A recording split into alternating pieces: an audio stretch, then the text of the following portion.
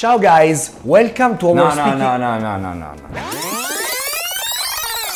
Ciao ragazzi, buongiorno. Siamo qua nella boutique GMT insieme a Jacopo Corvo, che è stato così gentile da mostrarci, farci vedere un po' degli orologi di François Paul Journe, e siamo qua proprio per questo, per andare a raccontare Buongiorno un a tutti. pochino di quella che è la storia di Journe e del rapporto che ha avuto con te, con la tua famiglia, e di come avete iniziato.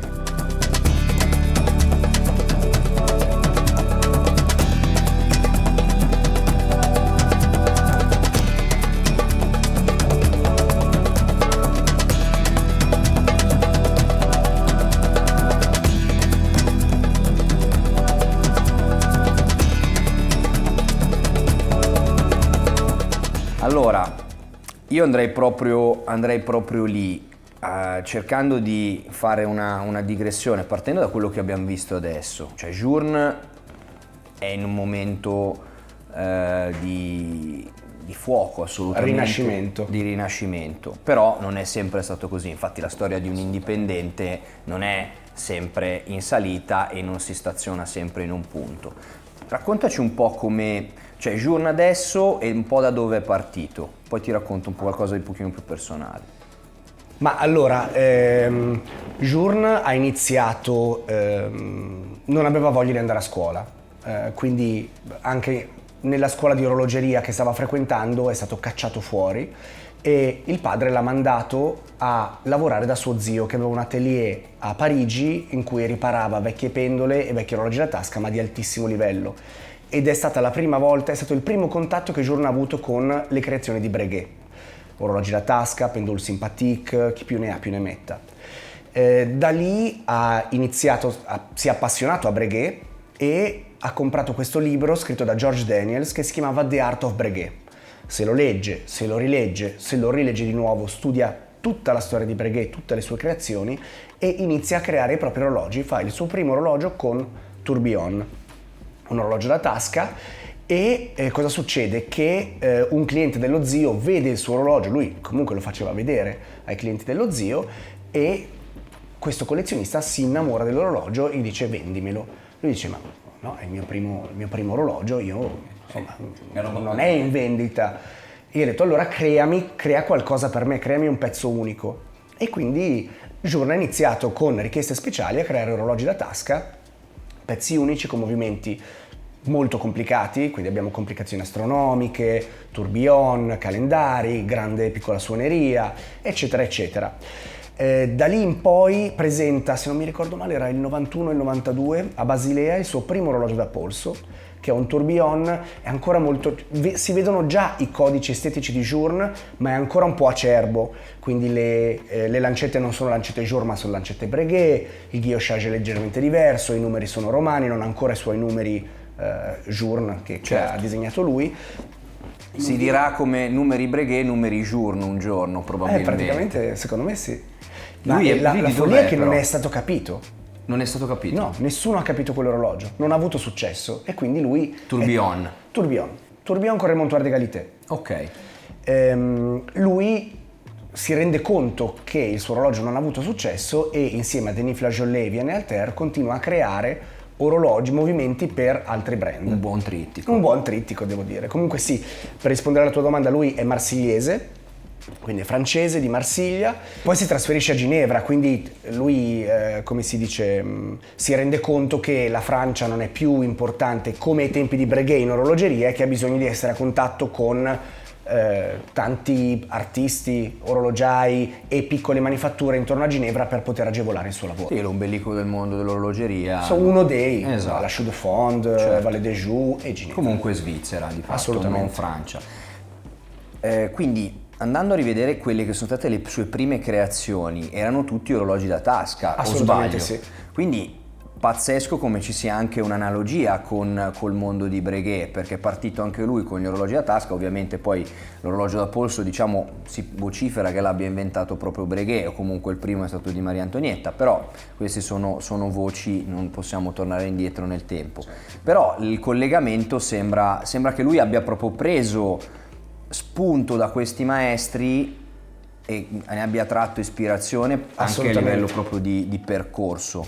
Infatti i suoi primi pezzi, anche il Tourbillon probabilmente erano più pezzi unici, serie molto, molto limitate, non era qualcosa di aperto al pubblico, anche se non è una produzione wide per andare nel mass market ovviamente. Però cosa ne pensi di questo suo percorso per seguire delle leggende del passato, comunque dei mentori di questo tipo? Beh, lui sicuramente si rifà al passato. Lui ha come suoi miti sono Breguet, Antti Janvier e George Daniels. Quindi sono 3. 2 del passato, quindi centinaia di anni fa, e uno più contemporaneo che è mancato nello scorso decennio.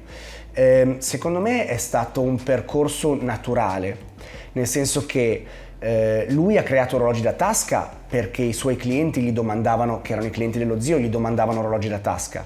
Lui però ovviamente ha capito che per entrare in un contesto più attuale, più contemporaneo, doveva comunque creare orologi da polso, e da lì poi ha iniziato, come dicevi tu prima, anche lì, anche da polso ha iniziato a fare pezzi unici, piccole serie, e poi dal 99 in poi, dopo che ha presentato di nuovo a Basilea, questa volta finalmente capito, il suo Tourbillon con Remontoir d'Égalité, serie souscrizione di pochi pezzi eccetera eccetera. L'anno dopo presenta il Resonance, l'anno dopo la serie Octa, e poi da lì il resto è storia. Anche Breguet aveva intrapreso un percorso del genere, prima era nell'entourage di Versailles, per cui aveva una determinata tipologia di clientela, poi chiaramente lui si è reso conto, in questo caso Journe, di una necessità, di un'ambizione di voler estendere la propria conoscenza al mondo. Breguet l'ha dovuto fare un po' più per necessità, però sembra proprio che lui abbia seguito il maestro, questo è un aspetto interessante. E venendo un po' a quella che è stata la vostra esperienza a livello di famiglia, come l'avete conosciuto Journe? Com'è andata? Perché poi una chiacchierata con tuo papà qualche tempo fa a Vicenza ci ha dato dei cenni, però ora che abbiamo l'opportunità mi piacerebbe un po' scendere nel dettaglio, perché noi adesso vediamo un risultato di quello che è Journe in questo momento, di un momento di indipendenti molto ricercato, un momento molto forte, però il momento in cui avete iniziato a collaborare con loro c'erano stati dei cambi a livello aziendale, adesso magari mi racconti qualcosa, però era stata più una scommessa che prendo al giorno d'oggi un indipendente visto il momento che stiamo vivendo. Assolutamente. Beh, oggi è facile dire voglio lavorare con gli indipendenti. 20 anni fa era completamente tutta un'altra, tu lo sai bene perché anche la storia della tua famiglia fa parte di questo movimento, con Roger Dubuis, Frank Muller eccetera eccetera. Dunque era nel 99, non avevamo nessun negozio, quindi GMT non esisteva, c'era soltanto Corvo, che è la società che distribuisce, che fa distribuzione sul mercato italiano, che è stata fondata da mio nonno negli anni 50. In quegli anni noi lavoravamo ancora con Jaeger-LeCoultre, quindi era il 40° anno più o meno che lavoravamo con Jaeger, e mio papà conosce un 40enne François Paul Journe a Basilea nel 99, quando ripresenta il suo Tourbillon Souverain, il suo Tourbillon con Remontoir d'Égalité, però con i codici Journe, quindi con le lancette Journe, i numeri Journe, estetica diciamo un po' meno grezza rispetto al primo Tourbillon che presentò. Rifinita, certo. Un po' più rifinito, esattamente, e si innamorò sia del personaggio che dell'orologio. Il problema qual era? Era che nel contratto con Jaeger c'era una clausola di non competitività e quindi non potevamo, mio padre non poteva lavorare con altre marche sul mercato italiano. E quindi ha dovuto temporeggiare. Io mi ricordo che ai tempi me ne parlò anche di questa cosa e mi diceva: ho conosciuto un orologiaio molto bravo, sto cercando un modo per introdurlo in Italia, però dovrei fare un'altra società, non ha mio nome, insomma complicazioni, alla fine non l'ha fatto.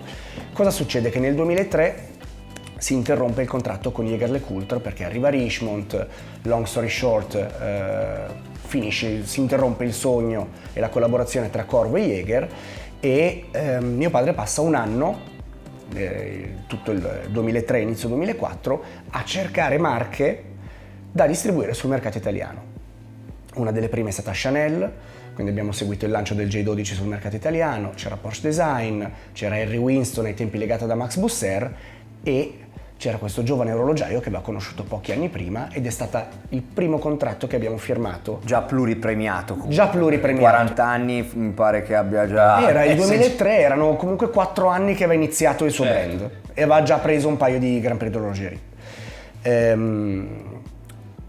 Journe è stato il primo contratto che abbiamo segnato, che ha firmato, quindi è stato il primo che ha ricontattato. Journe veniva in Italia perché a quel tempo era venduto già da aveva già un paio di negozianti in Italia, incontra mio padre nei nostri uffici di Milano e si stringono la mano, firmano l'accordo e si parte. Cosa succede? Succede che, come hai detto tu, sono anni diversi da quelli che stiamo vivendo oggi. C'era tanta frenesia, il mercato era molto molto forte e molto stimolato, però non c'erano i social media, internet veniva usato in maniera abbastanza molto diversa rispetto a oggi, c'erano tantissimi indipendenti di grande qualità ma che non erano ancora riconosciuti come tali o come artisti, come lo sono oggi. Oggi sono leggende. Certo, forse all'epoca c'era più la ricerca della cosa nuova, adesso è un po' diverso, c'è il vado a cercare qualcosa che ha già avuto successo, che però è particolare se pensiamo a un indipendente. Sono nato ieri, come faccio? Cioè non ho uno storico per poterlo dimostrare.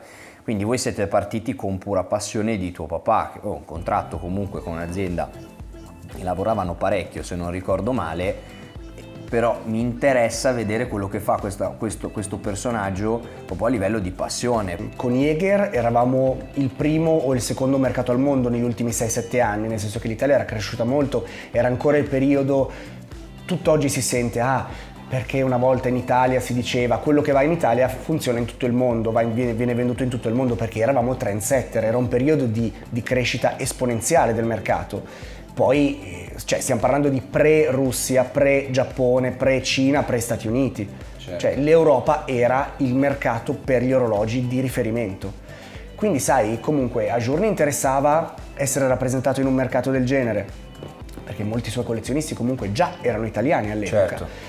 E a noi interessava comunque a mio papà comunque interessava lavorare con sia con brand più commerciali ma che con la nicchia e le chicche, tra virgolette. Il Journe era già super tecnico, aveva già depositato un sacco di brevetti in 3 anni di vita, cioè diciamo che si vedeva che aveva un futuro davanti e una carriera. C'erano i presupposti a livello tecnico. Poteva diventare brillante e infatti poi la storia gli ha dato ragione. Ecco, che persona è François-Paul Journe? Perché al giorno d'oggi, a parte in alcune circostanze, o se sei abbastanza fortunato da incrociarlo 5 minuti all'Only Watch o in altre occasioni, non è semplice parlarci, sicuramente non è.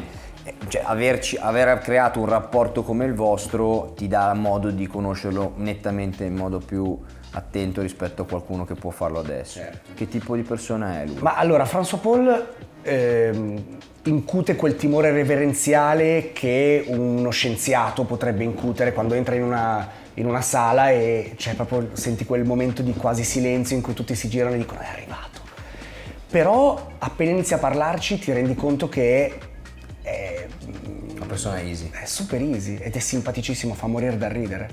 Soltanto ovviamente la barriera linguistica non è facile perché lui non solo è francese ma è marsigliese, quindi ha un bell'accento carico. Sì. E poi il fatto, capisce benissimo l'inglese però non lo parla fluentemente. Preferisce parlare francese. Poi mio padre è praticamente madrelingua francese, io no, io ho studiato più inglese che francese, quindi è un po' più difficile, però appena inizi a chiacchierarci davanti a un buon bicchiere di vino e a un buon piatto, Brasserie Lip, assolutamente, Brasserie Lip, lo si possa incontrare. E in Italia quali sono state le prime? Ok, siamo partiti, contratto firmato, riceviamo i primi orologi, andiamo a proporci. Che idea avevate? Cioè, come è andata e qual era la risposta del mercato? Cioè, capivano questi orologi oppure c'era ancora un po' di fatica nonostante il momento di ricerca di novità, di cose particolari? Allora, non è stato facile, nel senso che Journe, l'idea di mio padre di distribuzione era di avere pochi punti vendita ma di altissimo livello, che avessero già marche come Patek, Vacheron, Lange, eccetera, eccetera, e avessero già una clientela di alto livello ai quali potessero proporre questo genere di orologi. Si è reso conto in pochi anni, in poco tempo, che i negozianti tradizionali non erano proprio adatti a proporre e presentare questo genere di orologi, perché li tenevano un po' nell'angolo, magari facevano un po' di sconto, insomma non trovavi neanche a volte i venditori con un'esperienza, una capacità tale da spiegarti un prodotto così un orologio così tecnico. Anche la passione magari di andare a scoprirselo da sé. Esattamente, e ribadisco, non c'era internet come c'è oggi, quindi era anche più difficile reperire informazioni. Ora basta andare su YouTube, ti vedi un video e capisci già bene o male come funziona. Lì ti leggi una cartella tecnica, una scheda tecnica e dici ciao, addio. Quindi un venditore che vende Rolex, Cartier, Patek Philippe, che sono comunque orologi di un certo spessore ma un po' più semplici da raccontare e più conosciuti ai più, perché con Journe dovevi fare un'introduzione al brand, non dovevi semplicemente spiegare un modello, introduzione al brand, filosofia, insomma, long story short, si rende conto che i negoziati tradizionali non vanno bene per questo genere di orologi e decide di aprire GMT, cosa che succede nel 2007 a Portocervo, poi nel 2010 a Milano, ma GMT era proprio Great Masters of Time. La filosofia è proprio di avere un contenitore in cui presenti degli oggetti stratosferici, ma parli anche del creatore, quindi del Great Master. Certo. Parli del creatore. Persona. Ma sì, perché non puoi spiegare un FP Journe o un Urwerk o un MB&F senza parlare di chi c'è dietro. Sì, beh, è chiaro. Un Resense senza Benoît Mintien non sarebbe Resense. Certo, assolutamente, perché comunque alla fine hai il suo marchio di fabbrica, probabilmente è la persona, è ancora quello. Assolutamente. Ogni cosa che Journe fa e ogni modifica che apporta o un upgrade che apporta dei suoi movimenti è sempre ragionata ed è frutto di anni di studi, e lui è ancora lì al banchetto a provare a fare tutti i prototipi. Sì, abbiamo visto velocemente l'FFC e ci ha raccontato che il primo l'ha fatto lui dall'inizio alla fine, che adesso ne produrranno 3-4 all'anno, avendo individuato forse una persona che lo può aiutare e supportare. Forse. Sì, no, lui non abbiamo avuto la fortuna di parlare con lui, ma ci hanno detto che direttamente dall'azienda informazioni che c'è forse una persona che è stata identificata ma non si vuole sapere chi. Perché il processo di creazione di Journe è questo: lui parte da un prototipo che si costruisce da solo, ovviamente con l'aiuto dei suoi tecnici, però è tutto fatto da lui. Quando il prototipo è funzionante, lui insegna ai suoi tecnici nel basement a creare tutte le parti con le macchine CNC, e prende 1 o 2 orologiai da dedicare solo all'assemblaggio di quel movimento e di quell'orologio, e gli insegna come farlo. È un vero e proprio training. Quali sono secondo te, o quale, se ce n'è uno solo, una parola sola, che possa esprimere il successo di Journe? Come mai ha avuto questo riscontro sul mercato? Una attenzione fuori dal comune ai dettagli interni ed esterni? Dici un po' cosa ne pensi. Ma allora, prima di tutto le sue creazioni, che sono uniche e non solo hanno un codice estetico unico, Ben preciso, ma anche tecnico. Lui in ogni suo movimento che produce fa a 5, 6, 7, 8 brevetti, e le innovazioni che non brevetta per non far sapere agli altri cosa sta facendo. Cioè, follia, se ci pensi. Cioè, mi prendo il rischio di non brevettare qualcosa di allucinante perché tanto gli altri non lo faranno mai. Perché sennò gli altri sanno a cosa lui sta lavorando. Ok, e magari non ci arriveranno neanche, magari. Chi lo sa? Vabbè, lasciamo un punto di domanda come lo lascia lui. Chi lo sa? Ma, come dicevi tu, lui è sempre stato molto attento a tutti i dettagli della sua azienda. A parte essere un geniale orologiaio, lui è anche un grandissimo businessman. E il fatto che lui apra la sua azienda nel 99 e nel 2001 apra la sua prima boutique a Tokyo ti fa capire che è avanti anni luce. È avanti anni luce. Cioè, lui ha fatto cose 20 anni fa, 15 anni fa, che i brand stanno facendo oggi.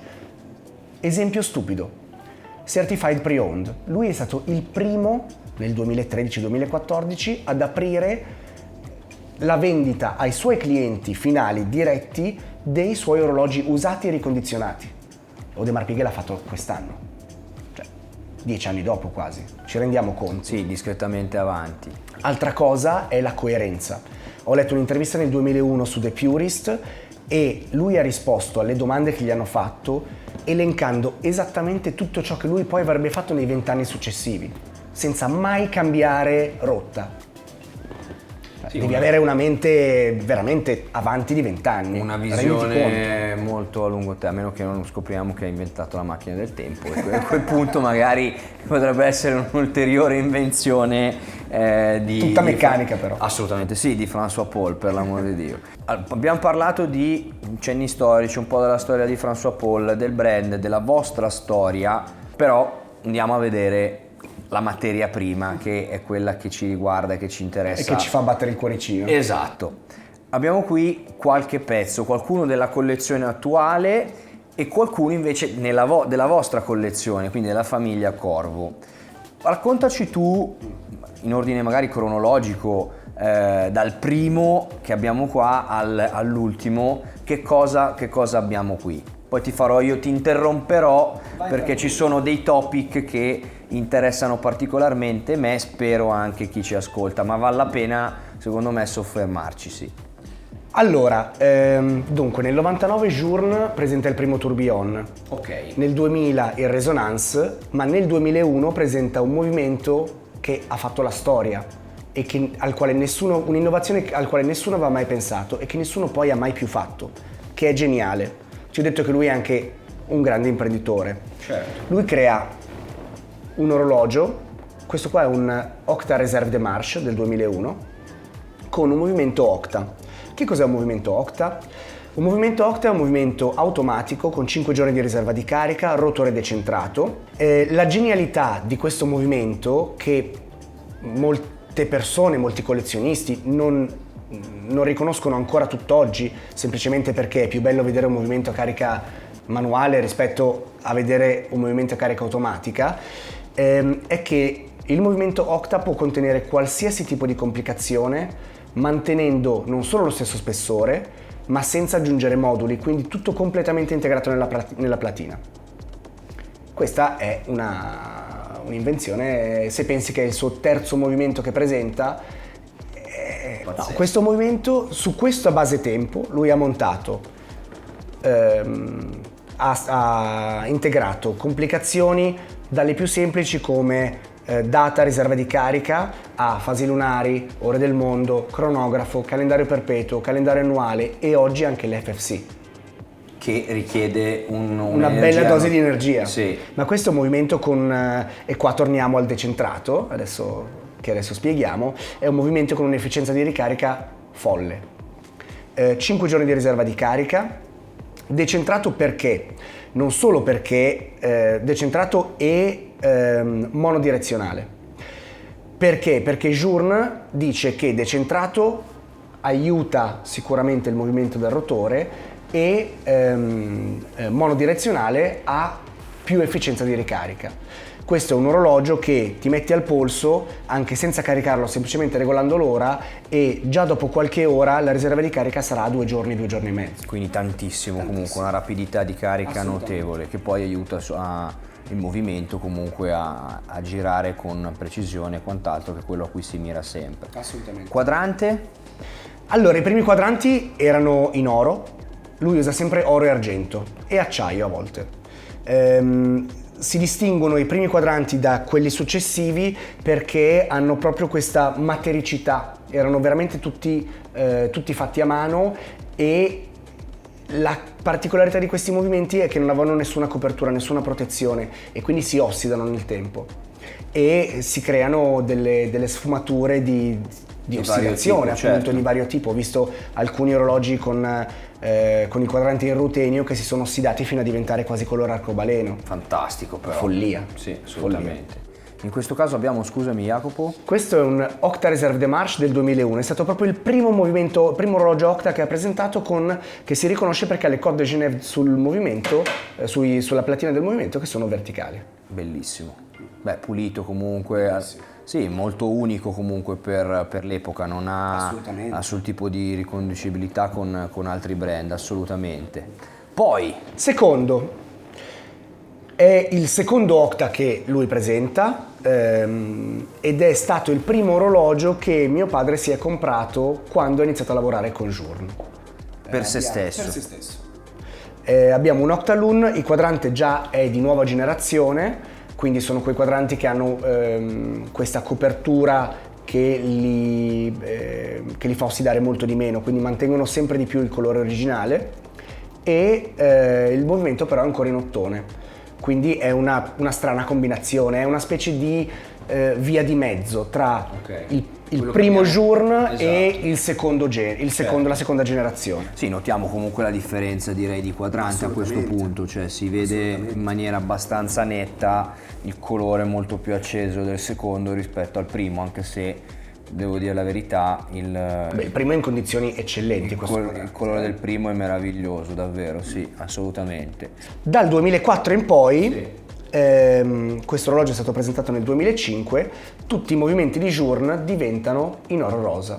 Lui dice: i miei clienti, i collezionisti FP Journe comprano degli oggetti molto costosi, molto tecnici, con materiali preziosi, io non voglio che il movimento sia in ottone. Quindi il movimento deve essere in oro.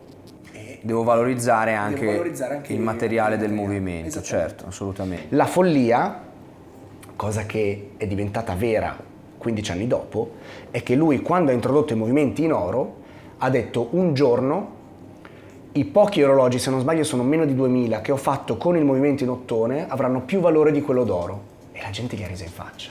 Invece e guarda no, oggi. Adesso Capito? è proprio Questa così. è la coerenza, Nella modalità di il fast pensiero forward. Certo. Lui è così, cioè lui sapeva già tutto 15 anni prima. È una pazzia questa. Sì, ci vedi lungo. Cronometro Sovereign. Ok. Il solo tempo per eccellenza di François Paul Journe, presentato nel 2005. Cronometro sovrano. Il cronometro sovrano, a esattamente. livello di traduzione. Pura cronometria. Esatto. Pura cronometria. Presentato nel 2005, vince subito il Grand Prix d'orologerie e tutt'oggi questo stesso orologio è ancora in collezione. Journe presenta un orologio all'anno, una versione di quadrante, ma non è uno che presenta 20 referenze, 40 modelli, lui ne presenta una. Perché? Perché i suoi orologi devono essere, tra virgolette, senza tempo e devono durare nel tempo. E in questo modo dai anche più... il collezionista è più portato a credere nella durabilità nel tempo di questo esatto orologio. Trova affidabilità nel pensiero dell'azienda, per cui ci sta. Esattamente. Descrivicelo un po', il materiale del Le casse sono sempre in platino e in oro rosa.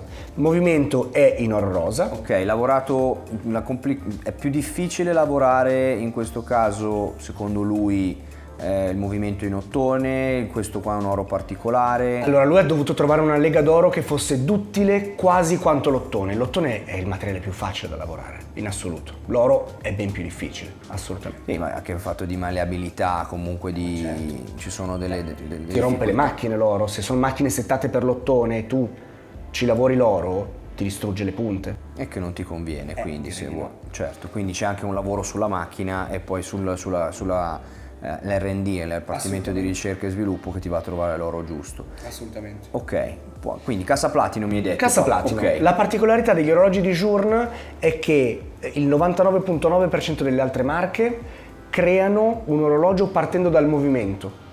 Quindi hanno già un movimento esistente e ci disegnano intorno all'orologio. 1 millimetro più grande, 1 millimetro più piccolo, quadrante blu, quadrante nero, who cares? Ma quello è il movimento. Lui parte dal disegnare il quadrante, perché è la cosa più importante per lui, l'estetica, oltre alla tecnicalità. E che cosa ha fatto? Ha disegnato il quadrante del cronometro Sovereign e ha detto: io la riserva di carica la voglio mettere al 3. Ma nessuno l'ha mai fatto e c'è un motivo, perché è difficilissimo, perché sotto c'è la tige della corona e lui comunque ha detto no, io voglio la riserva di carica al 3 e io ce la metto. E quindi si è sviluppato questo movimento ispirato dai cronometri da marina, quindi con esattamente la stessa architettura di movimento dei vecchi cronometri, con coppia, doppio bariletto, scappamento coassiale alla corona, quadrante molto semplice in argento con un guillochage non neanche troppo visibile nella parte centrale, riserva di carica, ore, minuti, piccoli secondi. Sì, un orologio molto semplice ma dalla connotazione importante comunque anche da un punto di vista tecnico. Ti sembra di avere il cronometro sovrano. Ti sembra di avere al polso un orologio come un altro, in realtà se non sai non riesci a capirlo fino in fondo. Assolutamente. La posizione della riserva di carica è davvero interessante, un pezzo che forse vale più della cassa a quel punto lì in platino comunque per una persona. Nessuno l'aveva mai fatto una cosa del genere. Quindi first time ever. Ok. Esattamente. Poi andiamo avanti. Introduce sulla collezione sportiva qualche anno dopo una fissione centrale, quindi non più decentrata come nei suoi primi orologi, ma prendendo spunto proprio dalla fissione del cronometro Sovereign, con lo stesso identico movimento dell'Octaloon, presenta l'Octa Automatic Loon. Questa versione è più contemporanea, perché il quadrante è Havana e in quegli anni il quadrante Havana non esisteva ancora, ma il movimento è esattamente lo stesso. Quindi abbiamo sempre ore e minuti, piccoli secondi, riserva di carica, data e fasi lunari. E quindi questo colore, beh, il movimento l'abbiamo visto, vediamo la parte del rotore decentrato, spettacolare. In questo caso però andiamo a farlo vedere. E la differenza è importante. Sì, abbiamo due movimenti in ottone, giusto? Abbiamo 3 movimenti octa, di cui 2 in ottone, Esatto. Questa è proprio primissima serie, questa è seconda, e questa è già è già produzione contemporanea. E invece il quadrante, mi parlavi di una Havana, il materiale comunque sempre... Il quadrante Havana è una lega di oro e rutenio che ha messo a punto lui ha una sua manifattura di quadranti, per i quali produce anche per diverse altre marche. Sostenibilità nel business, nel vendere agli altri altre cose. E lì torniamo al businessman. Sì, certo. E ti permette di fare un sacco di prove. E quindi di cercare lui, ogni volta che crea un nuovo quadrante, crea diverse nuance insieme al direttore della fabbrica dei quadranti, si fa mettere davanti tutti i campioni e insieme scelgono quale utilizzare. Allora, nel 2005 crea un orologio che si chiama Vagabondage, con una lettura dell'ora molto particolare. Nel 2010 si migliora ancora di più, secondo me, creando il Vagabondage 2, che è un orologio con ore saltanti e minuti saltanti. Lo stesso anno Lange presenta il suo Zeitwerk, che è leggermente più grande e leggermente più spesso di questo. Leggermente? Leggermente. La figata di questo orologio è che è talmente journe, ma talmente journe, nonostante abbia una cassa completamente diversa, che lui non lo scrive neanche sul quadrante. E è uno dei miei orologi preferiti di sempre. Sono riuscito ad acquistarlo l'anno scorso, a ritrovare proprio quello che avevamo venduto. Non eravamo qui, eravamo ancora in Corso Magenta, ma nel 2010. Sì. Tuo fratello mi faceva vedere una versione del 2 in oro rosa ed era una cosa veramente atomica, fantastico pure questo, però mi ricordo... sono belli entrambi, per me il platino è un gusto particolare, però quel peso al polso che sai solo tu che è platino. La bellezza del platino, a mio avviso, però no, invece di rimetterlo al polso, dove vai? Descriverci un attimo, perché comunque al giorno d'oggi dici va bene, sì, io voglio fare un modello nuovo, mi invento, faccio le casse tonno, voglio farne una tonda, invece faccio le casse le tonde e voglio fare una tonno. Che cassa è questa, ragazzi? Perché poi la rivediamo dopo. Questa è una cassa, Cartier la definisce cassa Tortù, è una cassa che è stata inventata da Cartier 100 anni fa.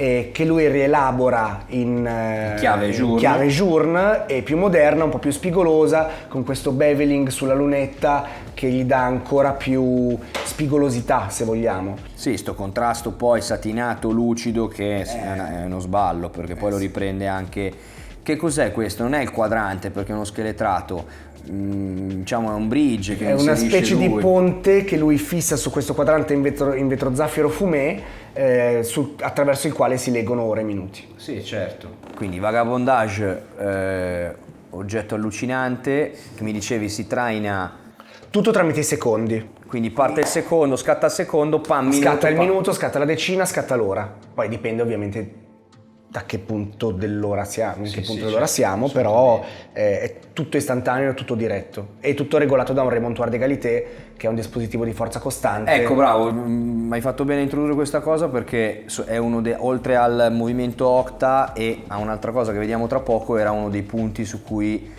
che ti avrei voluto chiedere. Che cos'è il remontoir d'égalité? Il remontoir d'égalité è un dispositivo di forza costante che esisteva già in orologi a pendolo e in orologi da tasca, ma era molto grande. Ok. Journe inizia anni 90 quando presenta il suo primo tourbillon e poi nel 99 quando crea proprio la sua serie di tourbillon è il primo a rimpicciolire talmente tanto questo meccanismo da riuscire a inserirlo all'interno Di un orologio da polso. E quindi la sua funzione quale sarebbe? La sua funzione è quella di prendere sempre la stessa energia costante dal bariletto e trasmetterla al treno del tempo, trasmetterla allo scappamento che poi lo trasmette al treno del tempo. Quindi è un amplificatore. È un regolatore. È un regolatore. È semplicemente per dare più regolarità di marcia e per aumentare la cronometria. Quindi l'energia invece di andare bariletto, treno di carica, ore, minuti e quant'altro passa attraverso un device che prende sempre la stessa quantità di energia. Devi pensare che la assorbe e la distribuisce in una determinata il barilletto è una molla, quindi più è tesa e più è forte l'energia che trasmette, che certo, trasmette. assolutamente. In fondo alla carica invece è molto più lenta perché la molla è già quasi del tutto, come si dice? Cioè si è rotolata quasi completamente, certo. Mentre con il remontoir d'égalité riesci ad avere più o meno sempre la stessa stabilità di marcia fino a che lui dice non arrivi verso la parte rossa della carica dove poi veramente la molla del bariletto è quasi molle a un certo punto e quindi si perde un po' questo effetto di energia costante. Quindi diciamo comunque che è un device che viene montato sui caricamano. Normalmente sui caricamano, sì. Quest'anno è la prima volta che inserisce un remontoir d'égalité su un orologio automatico. Vabbè, ma questo è non spoileriamo niente perché diciamo che But this is another story. Quel remontoir d'égalité serve per muovere una discreta componente del ecco, esatto. Andiamo avanti su quello che è qua perché c'è un po' da raccontare sul prossimo. Allora, io partirei prima dal Centigraph Sport e poi concluderei con Elegante Resonance. Dunque, oggi le marche fanno a gara per creare orologi col bracciale integrato, sportivi, eccetera, eccetera. Lui nel 2011 presenta il suo primo orologio sportivo in alluminio, che purtroppo oggi non è più in produzione per difficoltà di produzione dell'alluminio, appunto. Questa è una delle ultime versioni ed è un cronografo che misura il centesimo di secondo. È un'idea che gli è stata data da un suo cliente, grande collezionista Ferrari, amico di Jean Todt, amico di Schumacher, che proprio gli ha chiesto specificatamente un crono che potesse addirittura arrivare a misurare la velocità delle Formula 1 sul chilometro. In questo caso Journe ha creato un crono quasi romantico, nel senso che ci sono 3 contatori e ogni contatore si muove con delle velocità differenti. Abbiamo questo che si muove in 1 secondo, questo in 10 secondi e questo in 10 minuti, che sono molto romantico, 10-10-10, che sono più o meno la velocità di un razzo nel compiere 1 chilometro, di una Formula 1 nel compiere 1 chilometro e di un essere umano a piedi nel compiere 1 chilometro. Con una forma fisica accettabile. Con una forma fisica accettabile.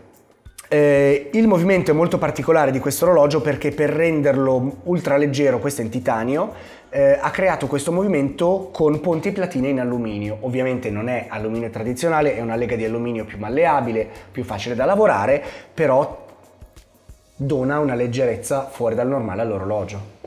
Sì, poi questo quadrante giallo gli conferisce un'energia, un È bel bello contrasto, grintoso, sì. sì, con poi questa S che mi ricorda, ho citato Ferrari, mi ricorda un po' più Aston Martin, soprattutto la DBS, però vabbè, questo è un commento off topic.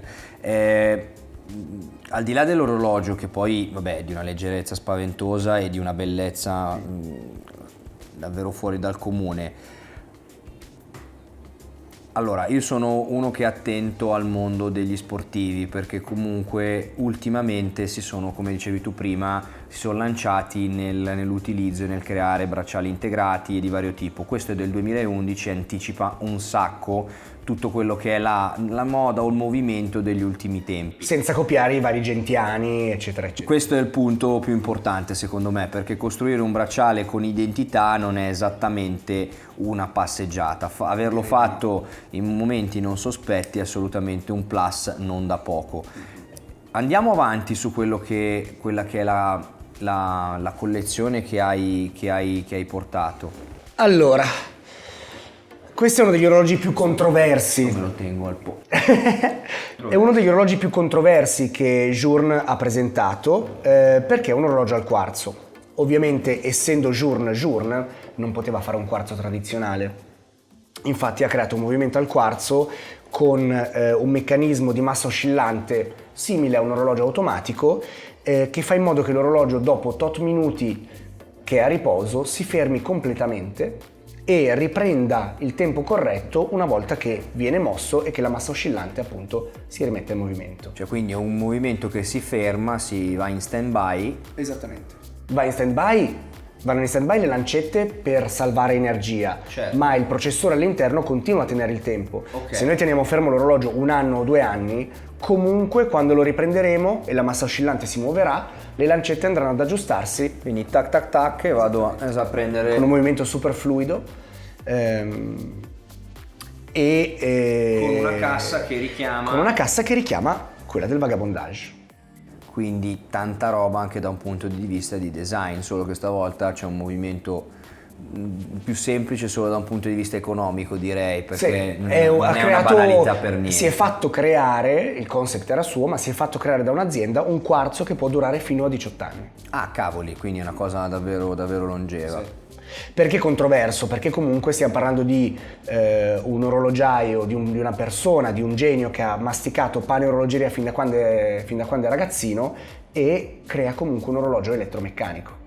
Ma quindi, perdonami la domanda, la produzione di questi elegante hanno incrementato notevolmente la quantità totale? Cioè di che numeri parliamo? Ma allora Journe ad oggi produce circa, poi ogni anno cambia in base a che complicazioni, certo, a quanti orologiai dedichi alle varie complicazioni, produce circa 800 orologi meccanici all'anno e circa 200-250 al quarzo. Okay. Quindi siamo intorno a 1000 orologi totali. 1 migliaio di pezzi in mondo pezzi all'anno, esatto. Quindi se sei uno dei 1000 fortunati sei felice. Ok, quindi solo tanto 200 comunque elettromeccanico. Sì. Ok, perfetto. Beh, comunque una buona fetta, il 20%. Assolutamente. Direi che comunque sai, essendo che è più commerciale, è di il suo base. entry price e quindi tantissimi collezionisti che magari non riescono o non hanno le capacità finanziarie per arrivare ad acquistare un complicato di Journe, certo, comunque ha uno starting point, comunque un orologio elegante, unico, perché nessuno ha mai fatto niente del genere, ad un prezzo assolutamente molto più conveniente, certo, molto più ragionevole rispetto ad altre sue creazioni, certo. Direi di procedere verso il fondo, visto Andiamo che al dessert. direi dulcis in fondo e qua Dulcis in fondo abbiamo uno degli orologi. Abbiamo uno degli orologi più iconici di Journe, che come abbiamo detto prima viene presentato nel 2020, ma in maniera, diciamo, leggermente diversa, anzi molto diversa rispetto a quello che oggi è il Resonance. Questo è l'ultimo modello presentato con un movimento che ha subito diversi upgrade negli anni. È stato presentato 20 anni dopo la nascita del primo Resonance. Il primo Resonance riprendeva esattamente aveva la stessa architettura del movimento del Resonance di Breguet, che era un orologio da tasca, ricordiamocelo, quindi aveva la corona ore 12 a cipolla, 2 bariletti e 2 scappamenti completamente separati, 2 treni del tempo completamente separati. il fenomeno fisico della risonanza viene utilizzato prima da Anti-Janvier con i pendoli, poi da Breguet e poi da Journe per migliorare la cronometria dell'orologio. Perché? Perché il fenomeno fisico della risonanza, tramite vibrazioni, permette a due corpi completamente identici che vibrano con esterni, quindi scollegati. Esattamente, scollegati, che si muovono allo stesso modo, di entrare in sincronia, e questo stabilizza la marcia, e quando uno dei due scappamenti perde dei colpi, perde un po' o esce un po' l'altro lo ristabilizza di nuovo immediatamente. Quindi Questa è la descrizione più semplice in assoluto che posso dare di un resonance, perché altrimenti se entriamo nel tecnico stiamo qua 2 ore e mezza. No, ma va bene così. Diciamo che essendo già una chiacchierata insomma, abbastanza corposa, non entrerei troppo nel dettaglio, però diciamo la funzionalità era importante descriverla. Quindi abbiamo 2 corone. Abbiamo 2 corone perché, vabbè, allora, innanzitutto in questa ultima versione lui è riuscito a modificare tutta la parte della carica, quindi ormai non ci sono più 2 bariletti, ma ce n'è uno molto molto grande. Okay. Introduce 2 remontoir d'égalité, quindi 2 dispositivi di forza costante, uno per ogni scappamento. Quindi dal grande bariletto questi 2 remontoir d'égalité prendono l'energia, la portano allo scappamento, lo scappamento la trasmette l'informazione al treno del tempo, e poi abbiamo la fissione dell'ora. Quindi bariletto unico che va a splittare l'energia, i 2 remontoir la raccolgono e la distribuiscono in equal misura, e i 2 resonance, i 2 bariletti, i 2 scappamenti, creando la risonanza, vanno a diciamo a performare e a dettare un tempo sempre comunque stabile, certo. molto molto molto preciso. Journe è sempre alla ricerca della perfezione meccanica, della cronometria a livelli estremi. Certo. Pensa all'Optimum, per esempio, ha inserito tutti gli elementi che ci sono nel tourbillon, quindi remontoir d'égalité, secondi morti e uno scappamento particolare, ma togliendo il tourbillon. Quindi è proprio pura cronometria.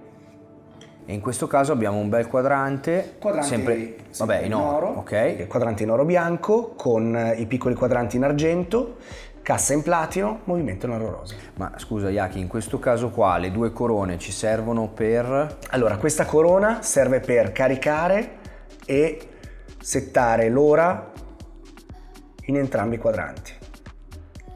Cosa succede? Che verso fine carica, come ti dicevo, quando la riserva di carica è sulla parte rossa, i remontoir d'égalité non funzionano più perfettamente.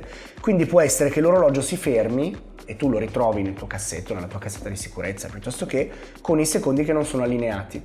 Quindi lui che cosa fa? Introduce questa corona che tiri e ti allinea le lancette di secondi. Ah, fantastico, azzera le lancette di secondi. Azzera le lancette di secondi. In modo che si riallineino perfettamente. Quindi hai comunque una riserva di carica, una complicazione non da poco e 2... In questo caso si utilizzano i 2 quadranti per avere 2 fusi orari, per esempio. Certo, quindi ho il fuso orario da una parte e il fuso orario dall'altra. Però il fenomeno della risonanza comunque devo dire che è iconico di Journe, è uno degli orologi che gli ha dato la celebrità. Sì. L'ha fatto diventare famoso. Lo trovo comunque molto molto affascinante, perché è qualcosa che non si vede, bisognerebbe entrare, come dicevi tu, nel dettaglio della fisica del processo, per cui qualcosa che lasciamo a un altro momento. È uno degli orologi più iconici comunque sì. Ed è, quanti ne fanno secondo te di questi all'anno? Sì. Ne fanno non più di una cinquantina. Quindi non tantissimi. Noi ne riceviamo pochissimi. Sei fortunatissimo, oltre che ricevi già un Journe, ma in quel caso va veramente alla grande. Che price point ha quel prodotto? Qua siamo intorno ai 135.000 franchi più tasse, quindi più IVA italiana. Sì, certo, quindi comunque un posizionamento assolutamente interessante. Alto, però ha tanti contenuti, direi che non c'è cassa in niente, platino, movimento in oro, non c'è e poi la niente da tecnicità dire. di questo movimento è di questo ultimo upgrade soprattutto, che risolve tanti problemi del passato, perché il fatto di modificare tutta la parte di carica è semplicemente dettata dal fatto che prima la corona, come ho detto, era ore 12, corona ore 12, da regolare e da caricare ogni giorno Beh, e non mezzo, sempre, quasi anche ogni 2 perché c'è giorni. la parte del cinturino che sicuramente non agevolava il movimento. No, Non esatto. era facilissimo. Io mi ricordo alcuni collezionisti che comprarono i primi Resonance che tornavano da me dicendo: ma c'è un modo per caricarlo senza distruggermi le dita? Diventava un po' complicato, il cinturino ostruiva un po' la... Talmente belli che si distruggevano le dita e lo facevano, ed erano contenti nel farlo, ecco. Io credo che questa edizione di questo non speakeasy possa giungere al termine, visto che la chiacchierata è abbastanza lunga. Ci abbiamo dato. Possiamo sicuramente fare degli altri episodi, anzi ci auguriamo anche perché di argomenti qua da Gemmetti ne avete da raccontare. Qualcuno. Assolutamente, per cui speriamo nella prossima, speriamo che questo video a voi ragazzi sia piaciuto. A presto da Edoardo e Jacopo. Ciao. A presto.